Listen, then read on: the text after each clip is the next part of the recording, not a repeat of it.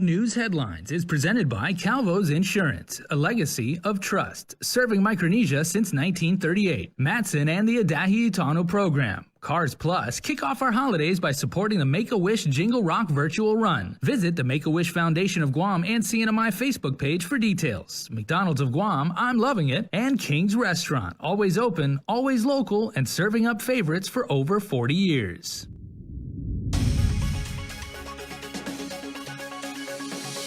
Head on primetime. Today marked the first day on Guam that the Pfizer vaccine is administered to frontline responders. Plus, a man is dead after an auto crash in Barragata last night. And lawmakers are expected to vote on several bills this evening to close out the legislative terms. Half a day and good evening. I'm Adriana Cotero. It's been 10 months since the first COVID-19 infections were reported on Guam. After 2 surges, months of mass testing and community outreach, the Department of Public Health journeys to the final stage of the pandemic, the vaccine phase. This day in Guam history, 3 healthcare professionals were the first to receive the COVID-19 Pfizer vaccine. 3, 2, 1.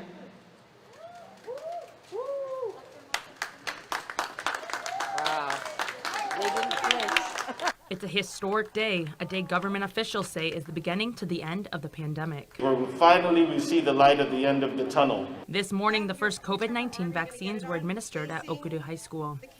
Gowned in proper PPE, 3 public health nurses pulled the needles out of the vials and injected 3 healthcare professionals. Public Health Immunization Program Medical Advisor Dr. Robert Leon Guerrero, who was joined with Public Health Director Art San Agustin and Nurse Research Command Xenia Pacina. I started praying since last night when they told me I was going to get it. I'd be the first one. I started praying since then. And my sleep was kind of restless, but I think I'll be able to sleep better tonight. Sleep better tonight after receiving the COVID-19 Pfizer vaccine. Dr. Leon Guerrero's nerves were setting, but he encourages everyone to get the vaccine. I was scared. I mean, I won't lie to you. I know it was good. I wanted to do it. It's just I was scared. I want to go back to where it was before. And without this vaccine, it's not going to happen. Without this vaccine, you're not going to be able to hug other people outside your house. Feeling emotional, Zena says while we are still in a state of emergency, this vaccine gives Guam hope. We started back in March, and it was such a gloomy day. I will not forget the first day that they called us in. And we thought, oh my gosh, this is the end of the world, it's the end of the world. People talk about getting back to a state of normalcy. I don't want a state of normalcy, I want normal. And this is just the start. Public Health's vaccine clinic doors officially opened today with vaccinations to continue through Saturday. As we reported, the 3 prioritized groups include healthcare professionals, frontline responders, and those 65 years or older with comorbidities. Governor Lou Leon Guerrero expressing gratitude to Public Health for the endless hours of hard work to contain the virus. And I just want to tell the people of Guam, Public Health has your back. And Public Health is the authority that will get us through this pandemic. Okudu High School is just one of the first designated vaccine clinics here on Guam. Vaccines will also be distributed at Guam Memorial Hospital and Guam Regional Medical City. Clinic doors reopen Friday from 9 a.m. to 3 p.m. and then 21 days from now, the recipients will return for their second dose. Get the vaccine. If you want to hug your family, if you want to be at your loved one's bedside when they pass, get the vaccine. Dr. Felix Cabrera with the Governor's Physicians Advisory Group will be a guest on The Link tomorrow morning to discuss the side effects and pros and cons of the vaccine. If you have any questions, make sure to post them on our Facebook live stream. Turning to Guam's military partners, Joint Region Marianas has not received any COVID vaccines just yet. Rear Admiral John Manoni says the Department of Defense has a phased approach, and although Guam is not at the top of the line, he doesn't predict a significant delay. Admiral Manoni adds that similar to GovGuam, they expect to receive a certain number of vaccines to be distributed to prioritized groups. The governor said yesterday that it is a tool in this fight, and it absolutely is, but it is only one tool. It is going to take a while to get everybody protected and vaccinated across our country, certainly across our island, and then within DOD. Providing some words of wisdom this morning on the link, Manoni reminds the island to not let their guard down and continue fighting on. We have to wear the masks. We have to stay vigilant. We have to protect ourselves because one slip up can bring down the mission readiness of a unit, a bomber unit, a ship, an aircraft carrier, a submarine. So, at some point we'll get back to whatever the new normal looks like. I don't know what that is. I have no crystal ball. Till then, we have to do the right thing for each other. We're not done yet. Continue to fight. Don't give up the ship. We'll get through this together. Joint Region Marianas is currently in health protection condition Bravo Plus. As for the latest numbers, according to the Joint Information Center, 19 out of 319 test samples from various labs tested positive for COVID-19. Of the new cases, 2 were identified through contact tracing. 3 reported recent travel history and were identified in quarantine. This brings the total amount of officially reported cases of the virus on Guam to 7,168, with 536 active cases and more than 6,500 recoveries. 28 people are currently hospitalized with the virus, with 9 under ICU care and 5 receiving ventilator support. Guam's COVID area risk score is a 1.6. Today marked the start of the road to recovery with the first round of vaccines administered to frontline workers. But it wouldn't be possible without the folks behind the scenes making sure the vaccines touch down safely. Peter Santos reports. United Airlines Sam Shinohara says they've been working out the logistics for quite some time. We were waiting to prepare for the vaccine shipment just yesterday or over the weekend when it was finally approved. We wouldn't have it here on Guam today. And so, all this work started many, many months ago. I think it started in the middle of the summer. In addition to saving countless lives, Shinohara hopes the vaccine's arrival signals the start of the island's economy getting back on its feet. It's taken a lot to get this across the goal line. And so, I think we're pretty thrilled that, United Airlines, the hometown carrier here on Guam, was able to do this. I think this is the start. It's kind of the beginning of the end for us, if you will, right? And so, I think this is going to save lives for sure. And then for us, I think it's going to help get our business going, and it's going to help Guam's economy significantly. According to Shinohara, Guam's role in recovery efforts is more important than we think. I don't think anybody, kind of outside my team here on the ground and our cargo ops team around the world understands the pivotal role that Guam has played. Those cargo missions were carrying precious stuff, not only for Guam, but for the balance of the United States mainland. We were carrying much-needed masks, PPE, even the first ventilators that made its way to New York. And as far as pivotal roles go, United Airlines has played their part in coordination with the Guam Memorial Hospital to fly in all the extra manpower the island's only public hospital so desperately needed. I think it was super important for us to figure out what we could do to help in the fight against COVID, right? And so I'm not a medical professional. My team's not trained to work at the hospital, but man, we can fly people in. This was our way to give back. And I think it was a meaningful way for us to contribute. And every day we look for different ways to contribute, not just to the recovery, but to the betterment for the betterment of the island for sure. And as Guam's primary airline, being the hometown carrier, it's not just a moniker for us. We live and we breathe that every day. Reporting for Guam's News Network, I'm Peter Santos. More federal aid is on the way for workers affected by the pandemic. The Department of Labor batched a total of $11.6 million today, which is expected to get into the hands of the people by Christmas for cleared PUA claims through December 9th. DOL Director David De La Sola said, quote, "It was the governor's and the department's top priority to get out these unemployment funds by Christmas. My team took on the immense project of clearing more than 2 months worth of unemployment claims. We're proud to say it was a success," unquote. Claimants can expect their payments out by next week. In addition, DOL also aims to batch another LWA payment by December 22nd for all cleared LWA claims through December 9th. DOL continues to identify and address applicants who have yet to receive their initial PUA payment amount and encourages applicants to email pua.hotline@dol.guam.gov with the subject line reading "Urgent Initial Claim Payment Request." Please include your full name and claim number. For all others with open issues, please call 311 for assistance. Tonight, help may finally be on the way for Americans struggling to make ends meet in the pandemic. Congressional leaders say they're close to a deal on a $900 billion relief bill, including another round of direct payments and help for unemployed workers. Here's CBS's Nancy Cortez. A sudden flurry of activity on Capitol Hill as leaders race to complete a COVID relief deal in time for votes this week. We are very close.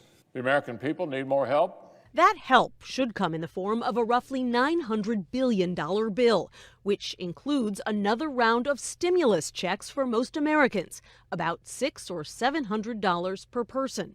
There's also $300 a week in federal unemployment benefits for the next 4 months, along with $80 billion for schools and billions more for vaccine distribution, rental assistance, and more. Food assistance, my goodness. Think about all the people in need. One of them is Brianna Carrazzo of San Diego. We go to a couple of different food banks. The deal could come just as her state unemployment benefits are running out. That would be great.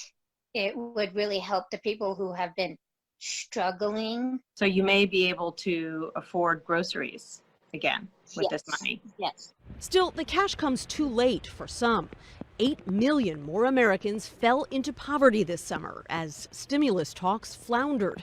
New government figures show U.S. retail sales fell in November for the first time since spring. Federal Reserve Chair Jerome Powell said today the relief bill would be very good for the economy. We know there are small businesses all over the country that have been basically unable to really function, and they're just hanging on.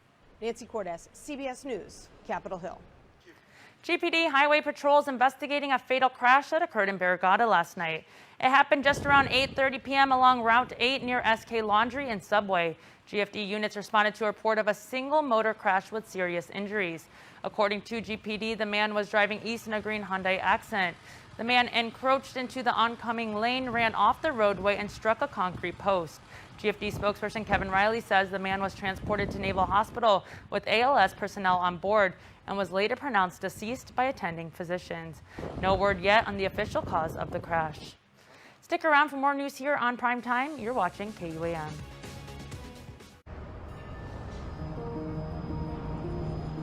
It makes myself and it makes my team members very proud to work for an organization that has been on island for many years with its focus on reliability, dependability, and commitment to the communities that they operate in. Matson's a great corporate citizen to the community. We all benefit from any sort of environmental commitment we make. One of the ways that we do that is with our Adahi Utano program. There's action behind it, and so action breeds commitment. With the Kaimana Gila coming to Guam, this brings a new age and modernization to the island. It's exciting for me because it's a brand new ship and we can carry more freight into the islands. It just shows growth for Guam and Micronesia. Matson would be nothing without its customers, and we hope to continue to serve you for decades to come. While we've all been through a lot over the years, typhoons, earthquakes, and now COVID-19, we've been able to get through these together. For more than 80 years, Calvo's Insurance has been protecting your homes, your businesses, And the health of your family. We are here today and we'll be here tomorrow. There are better days ahead. Tomorrow's a new day filled with hope and choices. The possibilities of what we can achieve together are limitless. Let's continue to work together to ensure a brighter tomorrow for all of us. KUAM News, winner of the 2020 Regional Edward R. Murrow Award for Excellence in Social Media. More than 24 bills that affect you and I will be voted upon by your senators this evening. While most of you will probably be just finishing up dinner when they head into session, it's a good idea to pay attention because several bills on their agenda could have an impact on your pocketbook, while others will have you questioning whether the bills are truly in your best interest. It sounds like this legislation was catered around a certain something. Senators Tello Taitagui and Therese Terlahi opposed to the passage of Amended Bill 368, introduced by Speaker Tina Munya-Barnes.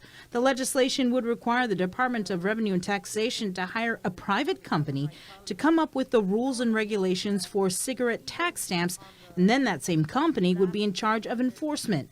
The cost to you and I anywhere between $2 and $4 million. The tobacco stamp tax is also a very contentious bill too. And from contentious to contradicting, it was during the public hearing on the bill about 2.5 months ago that the Department of Revenue and Taxation Deputy Director Michelle Santos testified against the legislation, but during session on Tuesday suddenly showed support for the amended version. I'm going to say straight out, because Therese tends to be more subtle about it, but I'm going to be blunt and to the point. It's obvious that when you saw her speaking on it, first she didn't even read the new legislation, number one, and then when we asked her questions, it's almost like, you know, it's almost like she was coached to say that she did support it. During session, the DRT deputy told senators that she had received an amended version of the bill minutes before session started. During the September public hearing, she testified against it, saying that instead of paying a private vendor $4 million, lawmakers should give DRT $300,000 to hire enforcement personnel. Additionally, during session, Santos told lawmakers they were close to finalizing the rules and regs, which were established with guidance from the Attorney General's office. Speaker Barnes has said she introduced the bill to capture lost revenue, citing a public auditor report that $15 million was being lost because DRT never implemented the cigarette tax stamps law.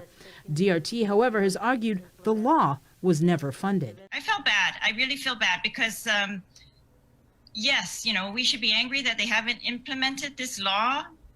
However, we should be very angry that if we're losing taxes, tobacco taxes. But I can't see any guarantee that what they are doing in this bill is going to increase the collection of tobacco taxes.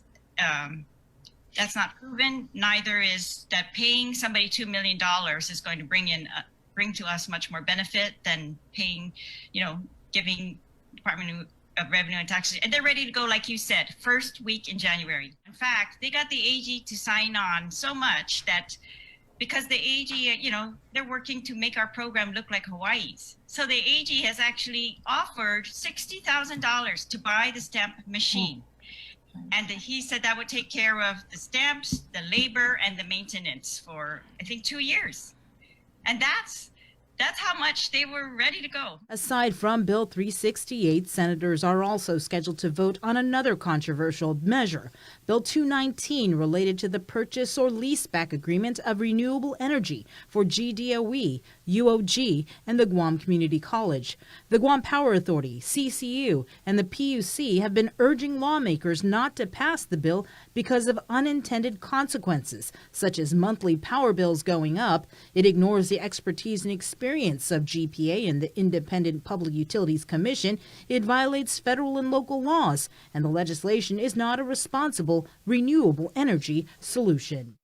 In effect, the ratepayers of Guam that don't have solar would be paying for the schools that have solar, and the real beneficiary are the folks that sell the systems to the schools. The bill as written violates the Organic Act because it violates the independent PUC's ability to set rates. And it violates the bond covenants that the legislature promised it would not violate, because one of the bond covenants say is you will not interfere with the ability of the PUC or GPA to run the system and the PUC to set rates for the system. And Bill 219 violates both of those. Your senators go into session at 7 p.m. You can watch them in action streaming live on their YouTube channel. The Cannabis Control Board held a meeting over Zoom today. After setting their next meeting date, they opened the floor for public comment. Alupang Beach Club President Steve Casper Bauer says allowing cannabis use in Tumon would look eerily similar to what we see today. I can't believe that we're currently in this situation with COVID, where all the employees have been furloughed in our company. And thousands and tens of thousands have been furloughed. And it was through an invisible effect of this COVID. Well, just as invisible as the COVID is, would be a law that allows marijuana to be prevalent in tourist-related areas.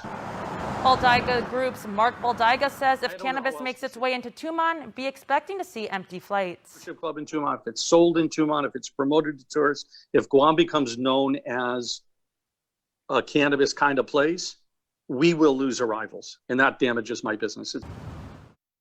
with concerns rising around the potential for on-site consumption in and around the hospitality zone. Board Chair Vanessa Williams says their board doesn't have authority to make exemptions or alterations to the laws currently set in place. With respect to the Natasha Act, I don't see any exemption in the law that the Cannabis Control Board can do. So me personally, as a board member, I don't see an exemption exists. Where that fear comes from is I'm not in control of. And I think that if someone comes to me and says, or the AG's office comes and says, oh, this is a legal opinion, and then there is a quorum of board members who wants to make this exception, then that's when the issue is ripe. The Cannabis Control Board is set to hold another meeting this coming Monday. As some of Guam's businesses flourish due to the pandemic, others have permanently closed. Meanwhile, there are still many others stuck in limbo. Tyler Metzanani has more on the Guam Economic Development Authority and their programs they've created to help struggling local businesses during the pandemic. The Guam Economic Development Authority, through the CARES Act, has so far issued 2,338 grant awards, totaling about $16.7 million to struggling local businesses affected by the pandemic. They created the Small Business Pandemic Assistance Grant and have helped businesses across the board, ranging from law firms, brick and mortars, and home-based businesses. GIDA Administrator Melanie Mendiola. We're trying to push out the last of it, and we're looking to do that probably by the end of this week. Is to push out the last of these awards. I think we'll probably hit about 16,850 for these awards. GIDA determined how much a business would be granted based on 25% of their average monthly GRT. Mendiola says the awards have ranged anywhere from $1,800 to $45,000. So if your company earned $10,000 a month on average, then your award was $2,500. And although it may not be enough to weather the storm, it will help businesses to afford some of the basic necessities. With the extra push from the governor and lieutenant governor, GIDA also created the Small Business Rent Relief Program to assist with more specific type businesses such as the food and beverage industry, brick and mortar retail, and brick and mortar personal services. It's really hard for them to make their rent. If they're only offering 25% capacity, or in the case of bars, they're not allowed to open at all. And yet they're still expected to do things like pay their rent. GIDA has had over 1,000 applicants for the Small Business Rent Relief Program. 750 were eligible. However, about 500 of those have already eaten through the $3 million issued. GIDA is now seeking more money from the government to help our island's businesses see the end of this uphill battle. All CARES Act funding must be spent before the end of the month. Reporting for Guam's News Network, I'm Tyler Matsanani. Federal drug defendant Ricky James Jr. Salas Santos' pre-trial release conditions have been amended to include drug treatment and home confinement. This comes after Santos admittedly used meth earlier this month and failed his drug test. A federal indictment came down on Santos back in August, charging him with attempted possession with intent to distribute meth. The court granted his release to a third-party custodian. In court today, the U.S. Probation Office noted Santos' conditions are not strict enough and recommended detainment until other avenues are explored. Further, probation recommended the defendant be placed on an electronic monitoring device, stating the third-party custodians do not properly monitor Santos. Assistant Federal Public Defender Brianna Kotke argued her client needs drug treatment, asking the court not detain Santos. Judge Michael Bordalio ordered Santos to work with probation and be placed on house arrest with an electronic monitoring device. Yesterday afternoon, a jury found Atrico Hewanin guilty of third-degree criminal sexual conduct as a second-degree felony and terrorizing as a third-degree felony. Hewanin faces up to 8 years for sexually assaulting an individual known to him and up to 5 years for terrorizing. Assistant Attorney General Christine Tenorio, prosecutor for the case, said, quote, "The young victim got her much-deserved day in court and her voice was heard. Against pressure and odds, the victim showed courage and was able to share her story with the jurors," unquote. The court will sentence the defendant at a future hearing. And with regional headlines, here's KSPN 2 News. Hafa Guam, here are the headlines for CNMI. In the courtroom of Associate Judge Teresa Kim Tenorio, a jury trial continued for the second day. Defendant Joseph Simon is represented by attorney J.P. Nogus, and defendant Richmond Keybond is represented by attorney Kong Ni. Attorney Colleen Sinclair is representing the CNMI. According to court documents, back in June of 2018, the victim reported to the Department of Public Safety a complaint of sexual assault. She stated to the detective that on June 24th, she was drinking with Romeo Simon, Richmond Keybond, and Christopher Simon because she had an argument with her ex-boyfriend, Joseph Simon. The victim then stated the next thing she remembers is alleged sexual assault from Romeo, then Romeo's son, Richmond, then to Christopher, as she was in and out of consciousness. Then Romeo and Richmond allegedly sexually assaulted her a second time. The victim states she did not consent to anything. Romeo, Christopher, and Joseph are brothers. Romeo took his life last year. Christopher was found to be incompetent to stand trial. Prior to the trial, the court order was given to the victim that she may not testify to any abuse from her ex-boyfriend prior to the alleged rape incident. But today in court, the victim stated in front of the jury, quote, "He was violent with me at times," end quote. The defense attorneys are requesting a mistrial. Judge Tenorio states she will file an order by Monday morning at 10 a.m. as to whether there will be a mistrial or if the jury trial will proceed. Court is to reconvene Monday at 1 p.m. For more news, visit saipantv.com. For KSPN2, I'm Ashley McDowell. Coming up, more primetime news. You're watching KUAM.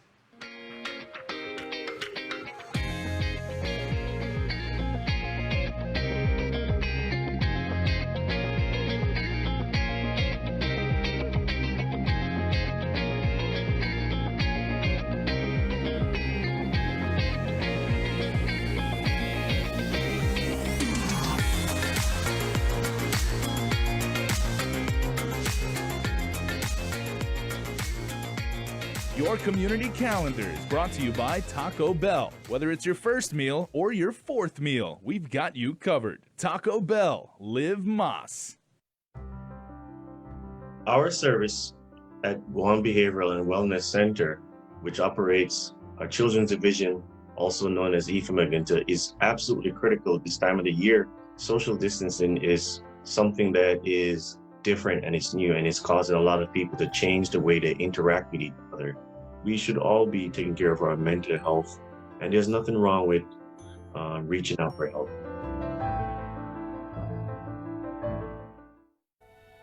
We knew it was time to make these when we started asking things like, wouldn't it be nice to be able to get a warm cinnamon roll right now?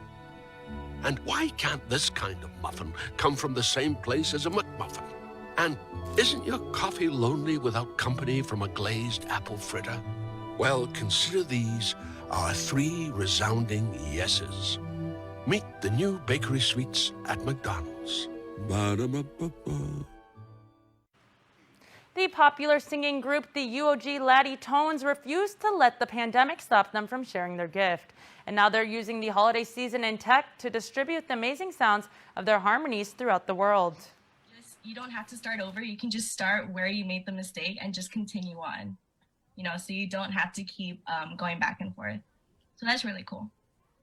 Yeah, and the same thing with the whole getting the whole vibe of everything. Like, of course, since we are doing it by ourselves and it's pre-recorded and everything, we're not having the whole, the vibe of having all your classmates, your friends, the members of Laddie Tones being next to us, and we're getting like hyped and everything. So it's really challenging to make sure that the recording is also very lively, also very, the sound is just as amazing as it would be if it were live right in front of you. Because, whenever you record or something, you sometimes want to just get it as professional as possible, but you lose the whole control. The whole amazingness of a live performance, And that's one thing that was always so challenging whenever, at least for me, whenever I try to record something, I always try to make it as lively and as hyped up as possible whenever I try to give in a recording. And even with recording videos, it's really hard to perform like you're performing in front of an audience when you're sitting in your room and recording by yourself, because performers usually feed off of their audience, you know? So just trying to like, okay, just imagining that there's an audience in front of you, that they're hyping you up. It's really hard, but you know, it's pretty fun too, I would say. I think that issue of performing has been, you know, it varies through the group, and these three students are very good about performing and putting in energetic things.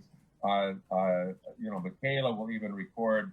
Once on one recording, she actually put a hose up on the roof and pretending it was raining and was dancing in the rain during part of a song where that was appropriate. Chad always kind of overacts, which is great, because on the video you kind of need to show more energy, I think. So, but it's not universal through the group. I mean, I'm adamant that we try and do creative things even in this kind of weird condition that we're in now, that the things you accomplish now through a little bit of difficulty will be more valuable for you later. And all these students have these recordings that they can show 10 years later and say, when their kids say, hey, Dad, hey, Mom, you know, what did you do during the great pandemic of 2022, depending on how long it goes. So, and some of the students have more difficulty with that because they're going through little bits of depression. You know, I have to call them up. Other students call them up. These three help encourage other people to keep their attitude up, keep things going, not crawl in the corner of the room and wait until it's all over. Your birthday shout outs when we return.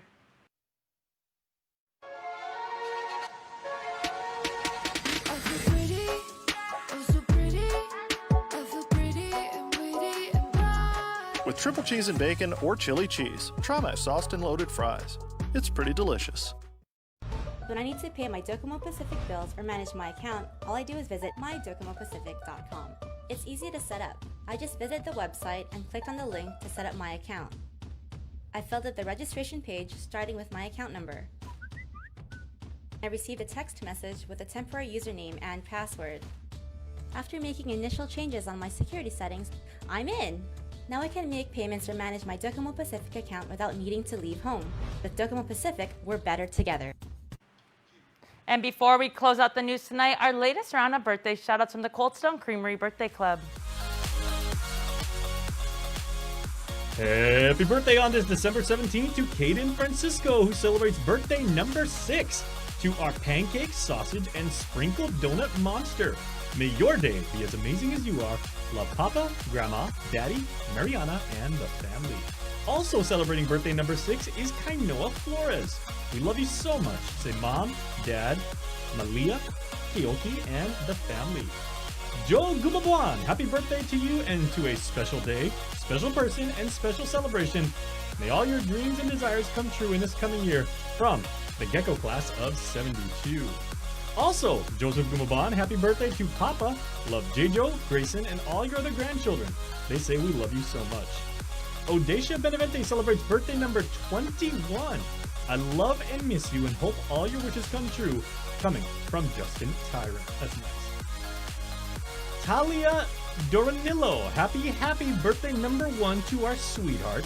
We love you so much. Say Mom, Dad, Tiana, Kyle, Kevin, and Grandpa.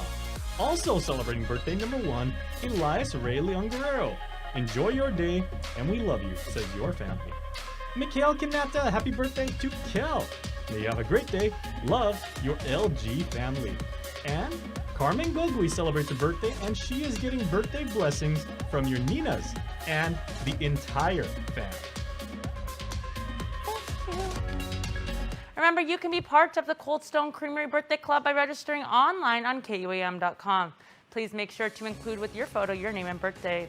That's going to do it for us here on Prime Time. Thank you for watching. Have a good night and happy holidays.